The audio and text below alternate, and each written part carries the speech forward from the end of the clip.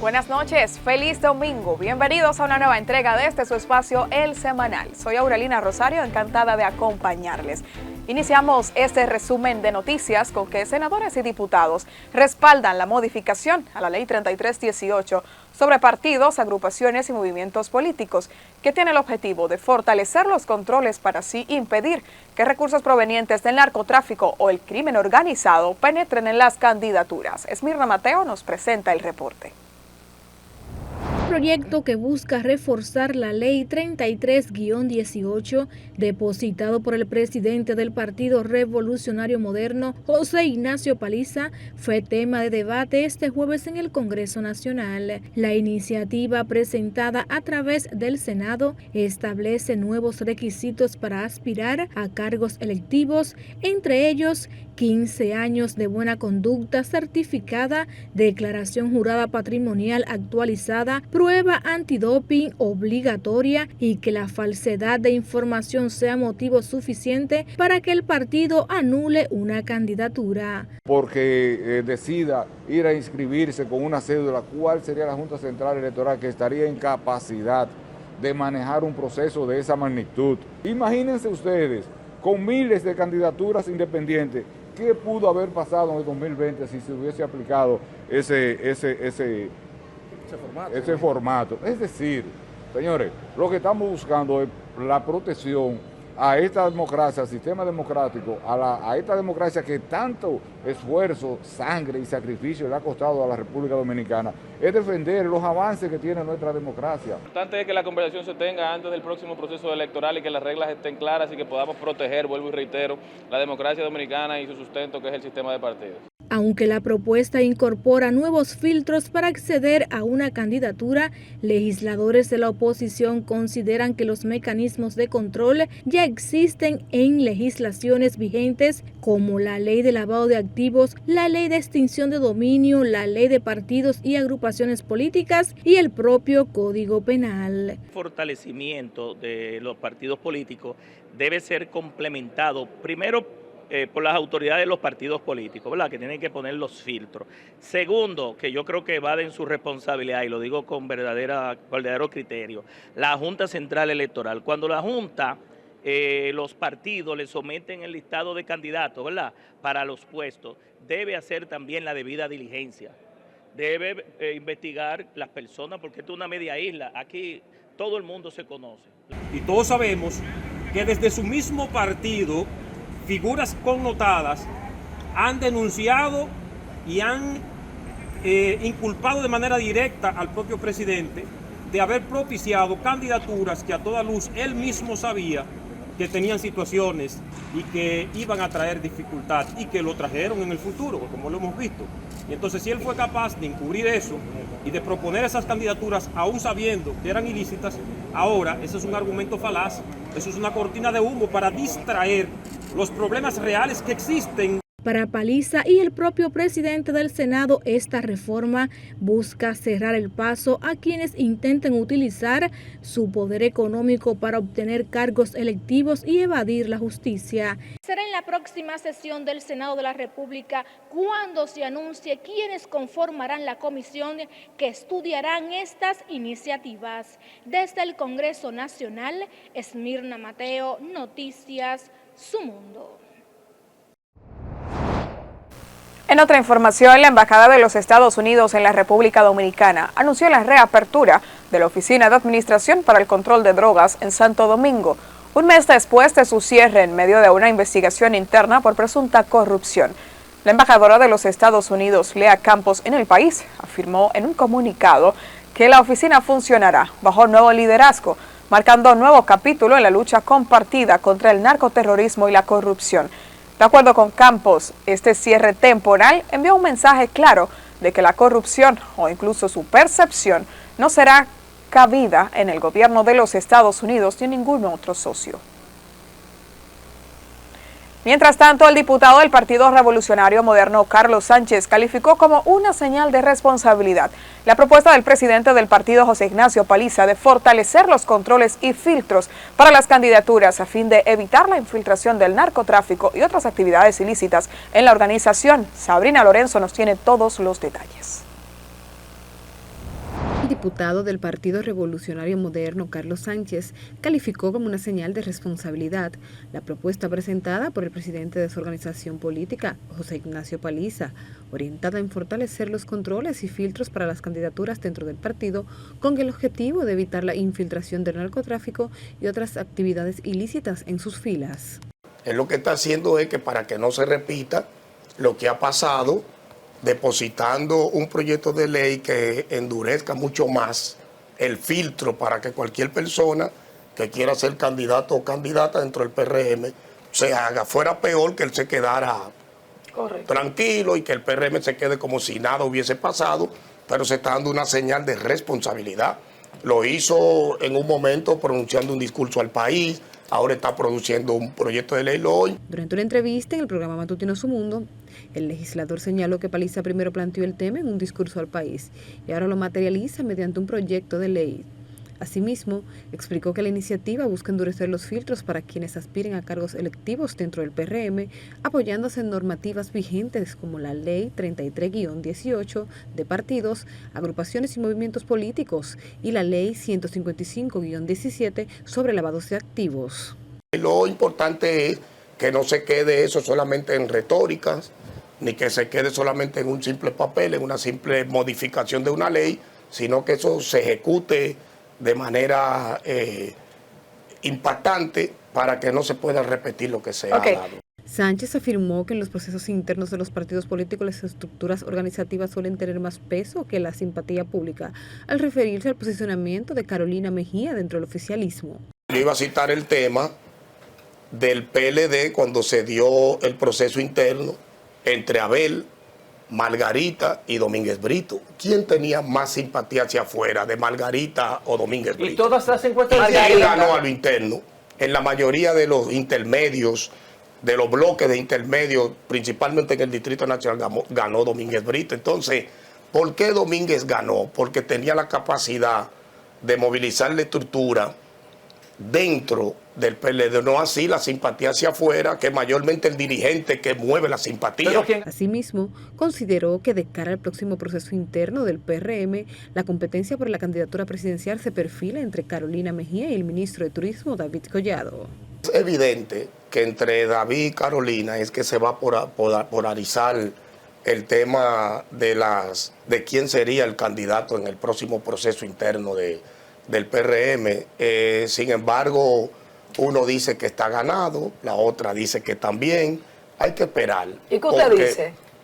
Esperar el momento, porque una cosa es la simpatía hacia afuera y otra es la estructuración, es decir, la capacidad que tú tengas de la movilización del voto y la trayectoria, el background que tú tengas dentro del partido. Son muchos factores que pueden determinar un proceso interno, no solamente el que tenga más popularidad hacia afuera, el que tenga mejor proyección en los medios de comunicación, sino también el que tenga la capacidad de movilizar ese voto, que puede darse lo que pasó en un momento en el PLD. Finalmente, el legislador calificó como una desconsideración las declaraciones del vicepresidente de la Fuerza del Pueblo, Radamés Jiménez, quien calificó al gobierno del PRM como una plaga al criticar la situación de los combustibles. Sostuvo que aunque el dirigente opositor pueda tener sus razones para expresar esa postura, considera que ese tipo de calificativos no deberían utilizarse en el debate político. Sabrina Lorenzo, Noticias, Su Mundo. Siguiendo en el plano político, la Procuradora General de la República, Jenny Berenice Reynoso, advirtió a toda la clase política dominicana que durante este año la corrupción administrativa encontrará una institución persecutora fortalecida, así como anunció cambios importantes como la aplicación de la firma digital. Para aquellos que deciden romper violentamente el contrato social, los corruptos que despartan la esperanza pública, el crimen organizado que envenena a miles de jóvenes, los agresores que violentan la paz.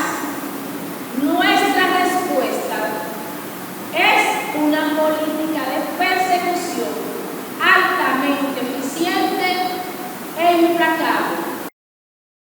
Estas declaraciones fueron ofrecidas previo a la ofrenda floral depositada en el marco de la conmemoración del 209 aniversario del natalicio de Francisco del Rosario Sánchez y el Día Internacional de la Mujer. Por otro lado, legisladores de las bancadas de los partidos Fuerza del Pueblo, PLD, PRD y Quisqueyano Demócrata Cristiano depositaron un recurso ante el Tribunal Constitucional que busca declarar inconstitucional el artículo de la Ley de Presupuesto General del Estado que deja sin efecto la indexación salarial. Eva Santana nos presenta el reporte. Antes de depositar la instancia en el Tribunal Constitucional, el senador del Distrito Nacional, Omar Fernández, le envió un mensaje contundente al ministro de Hacienda, Magín Díaz, quien aseguró que no era posible aplicar una indexación salarial sin que haya un déficit en las arcas del Estado. Y entonces le preguntaría yo a este gobierno si acaso debe buscarse alternativas a costa del bienestar del pueblo dominicano, porque es un mandato de ley. Aquí no le estamos pidiendo al gobierno que haga una excepción, es simplemente que cumpla lo que manda la ley. Es algo de justicia para los dominicanos. Y el que no se priorice el bolsillo de la gente y se argumente el que el Estado dejaría de percibir una cantidad como la que usted ha dicho y como la que ha dicho él, de recursos que en realidad no son propiedad del gobierno, es propiedad de la gente. Por su parte, Charly Mariotti Paz, en representación del PLD, subrayó que el artículo 327 del Código Tributario establece de manera clara la obligación del Estado de ajustar cada año la escala salarial utilizada para el cálculo del impuesto, motivo por el cual pidió al Tribunal Constitucional aplicar esa indexación en momentos donde el mismo tiene una mora judicial cero.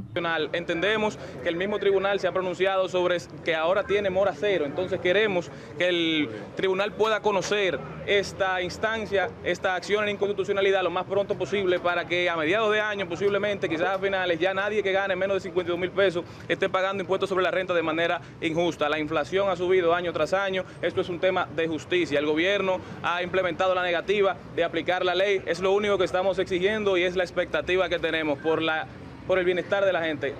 En tanto, Ramón Raposo, vocero del bloque de diputados del PRD, respaldó la iniciativa tras considerar que la acción busca restablecer un principio básico de justicia tributaria. Cuando se incumple con la indexación salarial, también se está afectando de manera directa la economía dominicana. ¿Por qué? Porque la sociedad y una gran parte de la población ve disminuir su poder adquisitivo y al final termina perjudicando a todo el mundo. De prosperar la acción, el Tribunal Constitucional podría ordenar el restablecimiento del mecanismo de actualización de la escala salarial, a lo que implicaría elevar el nivel de ingresos exentos del IRS y reducir la carga impositiva para cientos de miles de trabajadores dominicanos. Eva Santana, Noticias Su Mundo. De vuelta con más noticias, una falla en la línea de transmisión 138 kilovatios Jainamosa-Villa Duarte provocó el evento eléctrico registrado el pasado 23 de febrero en el Sistema Eléctrico Nacional Interconectado, de acuerdo con el informe técnico presentado por el organismo coordinador del Sistema Eléctrico Nacional Interconectado. Al momento del evento, el sistema eléctrico operaba en condiciones normales, con la frecuencia dentro de los parámetros establecidos. Luego de concluir el informe técnico, se anunciaron mejoras operativas y la aplicación de correctivos para fortalecer la estabilidad y confiabilidad del sistema eléctrico nacional. Entre las medidas adoptadas se encuentra la creación de un comité ejecutivo interinstitucional que dará seguimiento a la implementación de las recomendaciones técnicas y que se reunirá el tercer miércoles de cada mes. El comité estará integrado por representantes del Ministerio de Energía y Minas, la Superintendencia de Electricidad, la empresa de transmisión eléctrica dominicana, así como las empresas distribuidoras. Y pasando al plano justicia, la Oficina de Atención Permanente de Santo Domingo Este impuso 3 meses de prisión preventiva contra la maestra acusada de torturar a una menor de 2 años en un centro de rehabilitación temprana. Eva Santana nos comparte todos los detalles. Según el procurador fiscal de Santo Domingo Este, Tito González, existen evidencias contundentes de que la menor era maltratada en este centro escolar. Por ese motivo saludó la medida impuesta por el juez Leomar Cruz, pese a que los padres de la niña desestimaron el caso. El menor verdaderamente ha recibido agresiones. Según el certificado médico, no importa que sean mínimas, porque anterior la misma víctima ha establecido de que la niña de 2 años llegó con mordida y de que esa mordida ella pensaba que eran otros de los niños, por eso no se había querellado directamente. ¿Ese mismo día, el día que se produjo el video? Se enteró, no, días anteriores. pero después que ve el video es que ella se entera del maltrato por el que ha estado, por lo que sí es un expediente que está brindado. El Ministerio Público siempre va a seguir la acción independientemente de la posición que ha mantenido la víctima. Sorpresivamente, esta desestimación realizada por los padres de la menor afectada respaldó la posición asumida por el abogado de la defensa, quien consideró desproporcionada la medida de coerción impuesta por el tribunal. Sí, ella, pero ella no quiere que siga viralizando, no quiere seguir siendo objeto de esto y por eso no puedo prestársela.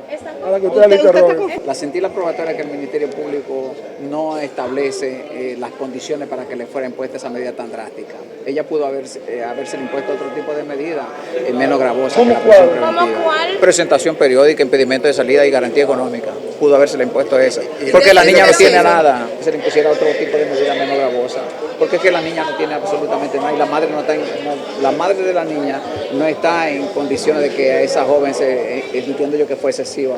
Se recuerda que Yamelcy Matos Beltré está siendo acusada de obligar a una niña de 2 años a ingerir sus propios vómitos en el centro llamado Little Step, agresión por la que está enfrentando hasta 15 años de prisión. Eva Santana, Noticias Su Mundo. Mientras tanto, la titular de la Dirección Nacional de Niñas, Niños, Adolescentes y Familia, magistrada Olga Ina Llaverías, informó que la profesora acusada de maltratar a una niña de 2 años en Santo Domingo Este podría enfrentar hasta 30 años de prisión. Los detalles a continuación. Según la magistrada Olga Ina Llaverías, esta condena podría aplicarse si se llega a comprobar que la educadora estuvo incurriendo en tortura y barbarie, delito penal que podría conllevar más de 15 años de cárcel según el nuevo Código Penal. Va a depender, pero pudieran alcanzar inclusive unos 30 años dependiendo de si alcanza incluso lo que tuviera que ver con la tortura. Claro que sí, claro que sí. Claro que sí, porque pudiera alcanzar, dependiendo de las circunstancias del hecho, si alcanza la tortura, pudieran alcanzar incluso unos 30 años. Va a depender de las circunstancias del hecho y lo que revele, claro que sí, la investigación. La magistrada también dio a conocer el riesgo que corren los ciudadanos que utilizan métodos correctivos violentos para educar, los cuales podrían también ser considerados por la justicia como tortura y barbarie a niños y niñas. Incluso pueden buscar el Código Penal actual, y que viene fortalecido en el código que entra en implementación en agosto. En el artículo 303 y 304 del Código Penal actual, que lo pueden buscar en internet, está establecido el acto de tortura y barbarie. Claro que sí, y se pueden documentar en ese sentido. Se recuerda que la maestra Yamelcy Matos Beltré está siendo acusada de obligar a una niña de 2 años de edad a comer sus propios vómitos en el centro de estimulación temprana llamado Little Stop, un hecho que quedó evidenciado en unos audiovisuales que se viralizaron a través de las redes sociales. Eva Santana, Noticias Su Mundo. La muerte de la niña Miliagni Linares, de 6 años en San Cristóbal, continúa causando consternación en la comunidad, sobre todo en Sabana Toro. Y como nos cuenta nuestra compañera Smirna Mateo, la menor habría perdido la vida tras una supuesta caída en el baño de su residencia. Veamos el reporte. De acuerdo con testimonios de residentes del sector, la madre de la niña se encontraba preparándola para asistir a la escuela cuando salió brevemente a un colmado cercano. Los comunitarios aseguran que la mujer no tardó más de 5 minutos fuera de la vivienda y que poco después comenzó a pedir ayuda tras encontrar a la menor en el baño. Yo pienso que se cayó porque... que no se justifica, ella estaba arreglándola para su escuela y ella se arregla a esas horas, la niña para la escuela y ella para su trabajo. Y ella salió, así como yo oigo, a comprar algo. Y cuando llegó, que la llamó, que no la sintió, fue que la encontró. Y esas fueron la gente que la llevaron, vieron cómo fue. Hasta donde yo sé, ella es una madre número 1 con su niña y siempre atendió a su niña bien. Y yo no creo que ella le haya hecho ninguna maldad. Porque uno ve. La niña, esa muchacha salió, no duró 5 minutos en el colmado. Si duró 5, dígame mentirosa, porque yo estaba ahí, yo vivo ahí. Subió a su casa, llamó a la niña, no le respondió. No pasaron 3 minutos cuando ella estaba pidiendo auxilio por su hija. Esa niña se cayó, esa niña no le hicieron ningún daño. Esa niña se cayó y se desnucó. Tenía una mediecita de la finita y rebaló. Algunos vecinos sostienen que la niña habría sufrido una caída que le provocó un fuerte golpe en el cuello. El caso ha generado diversas reacciones en la comunidad, aunque muchos vecinos describen a la madre como una persona dedicada a su hija y aseguran que están unidos en su dolor. Y esa muchacha cuidaba muy bien a esa niña. Todo eso que se está circulando, todo eso es mentira. Y los vecinos aquí salimos en apoyo de ella. Todos. La mamá de ella no estaba ahí, eso que se dijo es mentira, que ella se entretuvo, que creía que las niñas estaban de la mamá, eso es mentira. La muchacha estaba sola ahí arriba, todo el que estaba ahí estaba trabajando. Y ella estaba sola preparando a su niña para el colegio.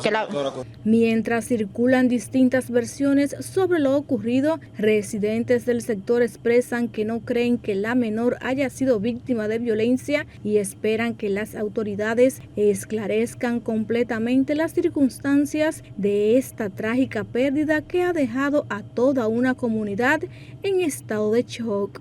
Esmirna Mateo, Noticias Su Mundo. Y el juez de la Oficina Judicial de Servicios de Atención Permanente de la provincia de San Cristóbal dictó 3 meses de prisión preventiva contra un regidor del Partido Revolucionario Moderno, acusado de agredir sexualmente a su nieta menor de edad durante 4 años.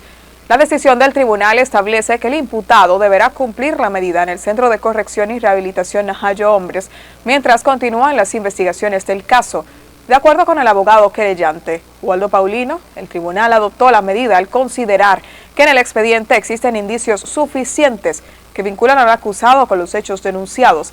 Además de su nieta, el regidor está acusado de violar a otra niña que en la actualidad tiene 10 años. El jurista explicó que durante el conocimiento de la audiencia, el imputado manifestó ante el tribunal que tiene 63 años y hasta el momento nunca había estado privado de libertad.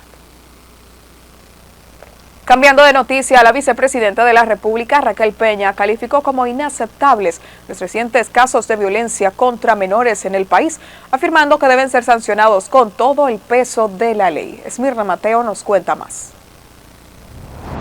La vicemandataria reaccionó preocupada por los más recientes hechos violentos que han afectado a la niñez. Se refirió a la profesora Yamelcy Matos Beltré del Colegio Mi Segundo Hogar en Santo Domingo Este, bajo arresto por haber maltratado a una niña estudiante bajo su custodia. Raquel Peña dijo que estos atropellos viralizados en las redes sociales la conmovieron profundamente. Eso es inaceptable, eso, fíjense que no me salen ni siquiera palabras cuando uno vio esas imágenes, y la verdad es que ya está en manos del Ministerio Público y nosotros estamos pues confiados que van a recibir quien cometió esos hechos terribles, van a recibir todo el peso de la ley.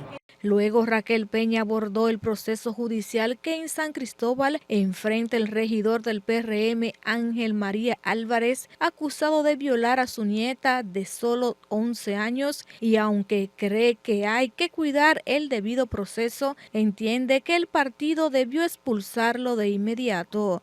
El partido creo que se reunió ayer, está trabajando en eso, están esperando también que lo que es la justicia pues avance en todo ese caso, pero déjenme decirle una cosa, eso es para haber sido expulsado antes de ayer, Pacheco. La vicepresidenta de la República asistió al Congreso Iberoamericano de la Vida y la Familia en el Salón de la Asamblea Nacional. Raquel Peña hizo un llamado a los padres para que estén atentos a sus hijos y de esta forma proteger su integridad. Desde el Congreso Nacional, Esmirna Mateo, Noticias Su Mundo. Iniciamos este bloque de noticias con que el economista Darling Javier Cuevas cuestionó las declaraciones del ministro de Industria, Comercio y MIPYMES, Eduardo Sanz Lobatón, sobre un supuesto abastecimiento de reservas de petróleo en el país. Conozcamos más detalles a continuación con nuestra compañera Sabrina Lorenzo. El economista Darling Javier Cuevas cuestionó las recientes declaraciones del ministro de Industria, Comercio y MIPYMES, Eduardo Sanz Lobatón, sobre el supuesto abastecimiento de reservas de petróleo en el país, al considerar que dichos planteamientos no tienen lógica y carecen de fundamentos. No me pareció lógico que una persona que ocupe una posición como esa emita eso. Incluso yo veo muchas opiniones adelantadas. En un conflicto en desarrollo, tú no puedes hacer conclusiones. Tú no sabes cuándo va a terminar. Entonces los procesos los conflictos y de carácter bélico mucho más en proceso, es un error uno caer en conclusiones. Durante una entrevista en el programa matutino Su Mundo, Cuevas sostuvo que emitir conclusiones sobre un escenario internacional en desarrollo, especialmente en medio de conflictos bélicos, puede resultar apresurado. Además, afirmó que la dependencia energética del país es alta, por lo que un eventual corte de suministro de petróleo tendría consecuencias inmediatas. La lógica te lleva a que si República Dominicana le cortan un día de petróleo, el país entero se apaga. Entonces, ¿un día? No está preparado. Un día. Pues estamos jodidos. ¿Me entiendes? Un día, pero no República Dominicana, cualquier país. Es más, hasta los productores de petróleo paran la producción de un día y se estremece ese país. En el ámbito económico, Cuevas aseguró que el debate sobre una eventual reforma fiscal en la República Dominicana no depende del director de la Dirección General de Impuestos Internos, Magín Díaz, sino de la voluntad del presidente de la República, ya que es el mandatario quien posee la iniciativa legislativa para impulsar cambios en el sistema tributario. Y envuelve, cuando tú vas al concepto anacrónico, aplicado por ejemplo a los impuestos, ¿qué tú estás diciendo? ¿Qué? Que esos impuestos no están generando el objetivo por el cual fue concebido. Es decir, tú tienes un impuesto de X o Y y ese impuesto ya no tiene razón de ser, quedó, digamos, obsoleto. Entonces, lo importante de este criterio del anacronismo impositivo es que no te dicen cuáles son esos impuestos. Dame la lista de cuáles son esos impuestos y te diré si es cierto que son infuncionales, entorpecen el funcionamiento de la economía. Esa es la justificación de ello. El economista consideró que en las declaraciones ofrecidas por Magín Díaz existe una ocultación de información sobre la eventual reforma fiscal, debido a que no se precisó cuáles serían los impuestos modificados o eliminados. En ese sentido, afirmó que hablar de impuestos anacrónicos sin especificar cuáles son su dificultad en el debate público y genera incertidumbre en la población. Mira, el problema no es Magín Díaz. Pero él es el que está al frente. No es San Magín, ni Don Magín, ni nada por el estilo. ¿Qué es? La actuación del ministro de Hacienda es una voluntad expresa del presidente de la República. ¿Y entonces? Ningún funcionario por sí solo tiene capacidad ni iniciativa legislativa. Eso la tiene el presidente de la República. Finalmente, en el ámbito político, Cuevas aseguró que tanto Leonel como Omar Fernández serían candidatos potenciales de esa organización política de cara a las elecciones presidenciales del 2018, aunque explicó que el partido aún no ha oficializado a su candidato presidencial, pero consideró que cualquiera de los dos dirigentes podría representar la organización. Sabrina Lorenzo, Noticias, Su Mundo. Mientras, el Partido Revolucionario Moderno, a través de su Frente Agropecuario, rechazó las críticas de sectores de oposición que señalan una supuesta crisis en el campo dominicano. La organización afirmó que durante la actual gestión gubernamental, la producción agropecuaria ha registrado aumentos significativos en varios rubros, cifras que, según aseguran, no se alcanzaron en administraciones anteriores. Esmirna Mateo tiene el reporte. El presidente del Frente Agropecuario del PRM, Eulalio Ramírez, aseguró que los datos oficiales reflejan un crecimiento importante en la producción nacional, citando como ejemplo el sector avícola.